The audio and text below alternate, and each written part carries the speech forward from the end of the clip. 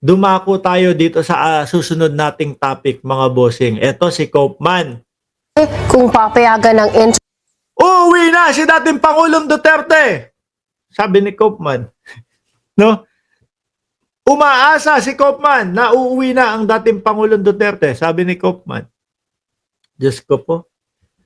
Ewan ko kung nabudol. So, Koopman, sorry ha. Sila yung nagsasabi nito eh. No, parang wala nang tiwala sa iyo yung mga supporter ni dating Pangulong Duterte. Sila Maharlika, sila Roque, pinagre-resign ka na. Alaos daw wenta yung serbisyo mo. No? Hindi, kasi naman mga kababayan, ganito. Kung ikaw, susweldo 150 million per month.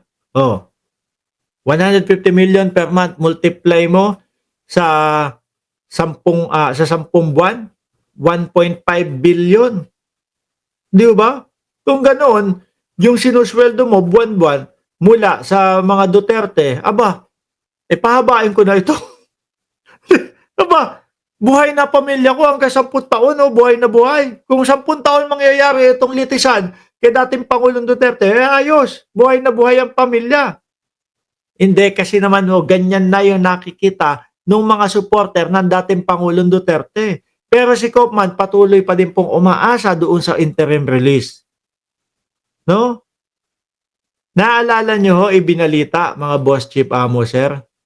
Ibinalita po na ang kampo ni dating Pangulong Duterte sa pangunguna po ni Koopman humiling na wag munang magbigay ng resulta ang ICC. Doon po sa hinihiling nilang interim release. Anak ng 7 kuba. Ipinasa nyo na, sinabit nyo na lahat ng kailangan ninyo. Tapos biglang, wag muna, hindi pa handa. No, meron pang dokumentong hinihintay. Ang sabihin nyo siguro, walang tumatanggap na bansa kay dating Pangulong Duterte. Kaya nauudlot kayo. Siguro kumpiyansa na kayo.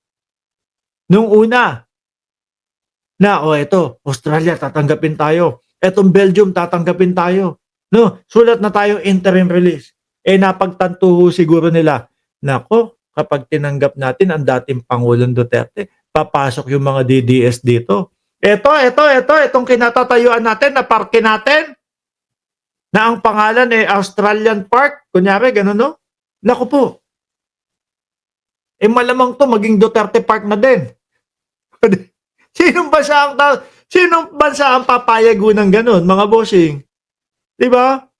Kung saan kapag natayuan ho yata ng mga DDS, ng mga Duterte Fans Club, pag natayuan na nila, iba na ho ang pangalan ng na yun, lugar na yun. Ang magiging pangalan na po Duterte Street. Sabi, nako, sakit lang ng ulo ang gagawin natin pag tinanggap natin ito. Kaya tinalikuran ho sila. Australia, ayaw. Belgium, ayaw. Ano pa yung iba? Ayaw. Kaya, hold muna. Kala kasi namin may tatanggap na sa amin Yung pala wala. No, hold muna. Di ba? Yan ang nakikita kong dahilan mga bossing, kung bakit nag-hold sila. Ngayon, syempre, eto pong sila Roque, sila Maharlika, mga kababayan, mabubwisit na din po. Kasi sila gusto nila, daw, ha? Medyo diskumpiyado din ako dito sa dalawa na to.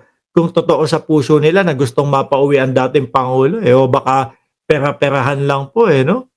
Dahil ayan, nag-aaway-away sila dahil sa pera.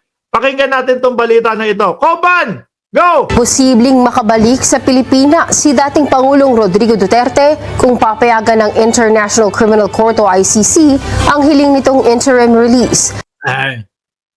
Eto Koopman, sa nakita o doon sa mga naging galaw po sa Pilipinas, mga senador natin, etong sa Supreme Court mga kababayan, nakita nyo naman po yung sitwasyon ng impeachment ni Vice Presidente, mga boss chief amo, sir. May mga ebidensya, napakadami. May mga taong handang tumestigo. May mga taong handang magsalita na sila ay nakatanggap ng mga bribe galing kay Inday Sara Duterte. Tayo ho mismo, mga kababayan, napanood natin yung pagbabanta sa buhay ng Pangulo, asawa ng Pangulo at pinsan ng Pangulo. Tayo nga, pwede tayong maging testigo eh. Di ba? So sa madaling salita ho, nag-uumapaw mga bossing ang pambala ng prosekusyon. No? So ngayon, ikaw iisipin mo, nako tutuloy na to. Sige, paano na? Tuloy na. Tapos maririnig mo, Supreme Court sasabihin, wala, sorry. Unconstitution ang ginawa kay Vice Presidente. No? Bakit?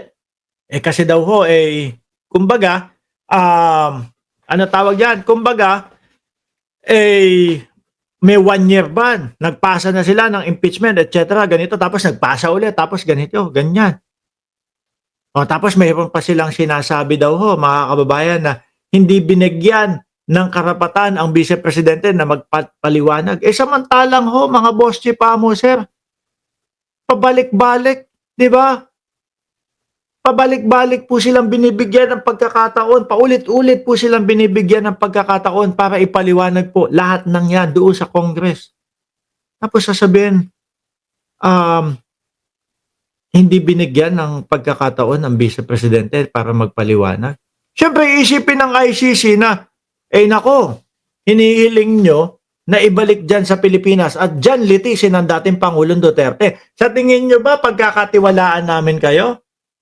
Kung ito, nag-uumapaw ang ebidensya, merong mga taong handa na magsalita tungkol sa Vice Presidente, sa impeachment, tapos ang dali ninyo yung technicalidad at yung prosesong ginawa ng Congress ganun, ganyan, mali. Kaya walang dapat matuloy na impeachment. Ano isipin nun ng mga yan? Baka mamaya pag pinauwi namin itong dating Pangulo dyan, at dyan nilitis, baka dalihin nyo lang ng technicalidad. Kasi bawal, ganito, ganyan. Tapos laya na si Duterte. Tingin nyo, mas papayagan pa ho ng ICC, mga bossing, na umuwi ang dating Pangulong Duterte. Siyempre, iisipin ho niyan, hindi. Nandito na Actually, doon sa sulat nga nila, medyo may pag-amin na Di ba? Hindi na ulit gagawa ng kalokohan o kung ano man yung hindi na nila gagawin ulit. Bakit palalayuin pa natin to? Di ba? Umaamin na O bakit papalayuin pa natin to? Sa Pilipinas, naku po, baka sabihin ng mga yan, wala. Palayain na ang dating Pangulong Duterte kasi mali yung proseso ng kung ano-ano pa. Dapat po ang mga atake dyan, yung mismong tanong, yung mismong kung ano po yung iniuusig sa kanila. Di ba?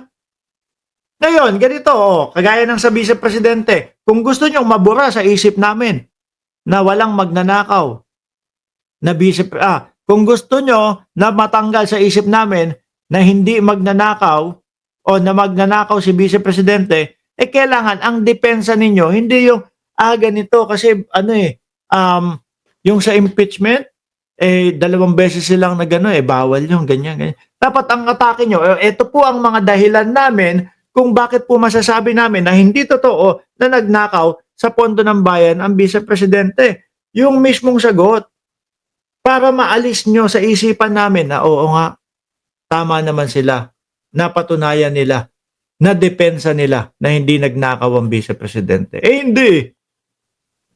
Ano yung respect nyo sa amin? Ano yung kasagutan nyo? Unconstitution kasi bakit? 2 beses o ilang beses o 4 na beses silang nagpasa ng impeachment, may 1-year ban. Anak ng 7 kuba.